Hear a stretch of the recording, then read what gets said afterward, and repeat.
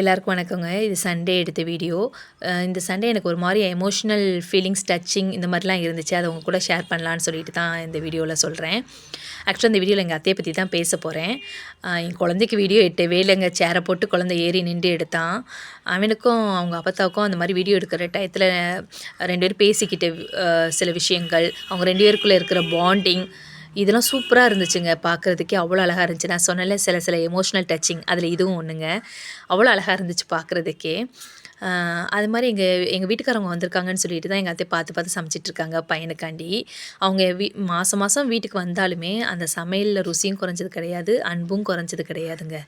இப்போ நான்லாம் என் பையனுக்கு சமைக்கும் போது 1 ஹவர் சமையல் பண்ணுறேன் அப்படின்னா 2 நிமிஷம் நான் உட்காந்துருவேங்க, கால் வலிக்குதுன்னு. எங்கள் அத்தை 3 ஹவர்ஸ் கிட்ட மேலே சமைச்சாங்கங்க. ஓடுறது, தாவுறது, பறக்கிறது, நீந்துறதுன்னு உட்காரவே இல்லை. அவ்வளோ நின்றுக்கிட்டே சமையல் பண்ணிக்கிட்டே இருக்காங்க. பையங்களுக்காண்டி, அவங்க பசங்க நல்லா சாப்பிடணும், குழந்தைங்க நல்லா சாப்பிடணுங்கிறக்காண்டி அவ்வளோ அன்பு தெரிஞ்சுங்க. அதில் சமைச்சிட்டே இருந்தாங்க. அதை விட என்னென்னா, அவங்க சமையல் பண்ணி முடிச்சுட்டு அவங்க சாப்பிட்லங்க. எங்கள் எல்லாரையும் உட்கார வச்சு, எங்கள் மச்சான் ஃபேமிலி எங்களை எல்லாரையும் உட்கார வச்சு இலை போட்டு நாங்கள் சாப்பிட்ற அழகை பார்த்துக்கிட்டே இருந்துட்டு கடைசியாக சாப்பிட்டாங்கங்க. நாங்களாம் எந்திரிச்சிட்டோம் சாப்பிட்டு.